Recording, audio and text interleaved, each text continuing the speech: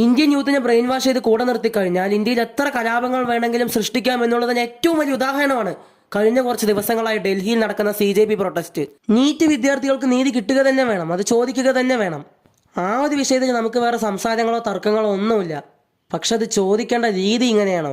CJP അതായത് cockroach Janata party ഫൗണ്ടറായ US settled ആയ ഒരാൾ എല്ലാം കളഞ്ഞ് ഇന്ത്യയിലേക്ക് വന്ന് ഇന്ത്യയിലെ യൂത്തിന് വേണ്ടി സംസാരിക്കാൻ വന്നതാണെന്ന് നിങ്ങൾക്ക് തോന്നുന്നുണ്ടോ? അതുകൊണ്ട് ഒരു സോഷ്യൽ മീഡിയ ട്രെൻഡ് ഫോളോ ചെയ്യുന്നതിന് മുമ്പ് ആ ഒരു വിഷയത്തെക്കുറിച്ചും ആ ഒരു സംഭവം മുൻകൈ എടുത്ത് നടത്തുന്നവരെക്കുറിച്ചും ഒന്ന് റിസർച്ച് ചെയ്ത് നോക്കുക. നമ്മളങ്ങനെ റിസർച്ച് ചെയ്യാതെയും പ്രതികരിക്കാതെയും ഇരിക്കുന്നത് കൊണ്ടാണ് നമ്മളെ തന്നെ കരുക്കളാക്കി നമ്മുടെ ഗവൺമെൻറ്റിനെതിരെ തിരിക്കുന്നത്. അവരുടെ ഉദ്ദേശം അവിടെ നടക്കുന്നുണ്ട്. ഞാൻ ഈ ഒരു വിഷയത്തിൽ കൂടുതൽ ഹേറ്റ് സ്പീച്ചിനോ കാര്യങ്ങൾക്കോ ഒന്നും എനിക്ക് താല്പര്യമില്ല. പിന്നെ ഞാനൊരു കാര്യം പറയാം, അത് ഈ കോക്രോച്ച് ജനതാ പാർട്ടിയോടാണ്. നീയൊക്കെ ബ്രെയിൻ വാഷ് ചെയ്ത് കൂടെ നിർത്തിയിരിക്കുന്ന യുവതലമുറയുടെ 100 ഇരട്ടിയുണ്ട്.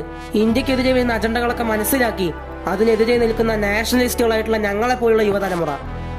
അതുകൊണ്ട് ഇന്ത്യനെ അങ്ങ് മറിച്ചിടാന്നാണ് പ്ലാനെങ്കിൽ ഒന്നും നടക്കാൻ പോകുന്നില്ല, ഒന്നും.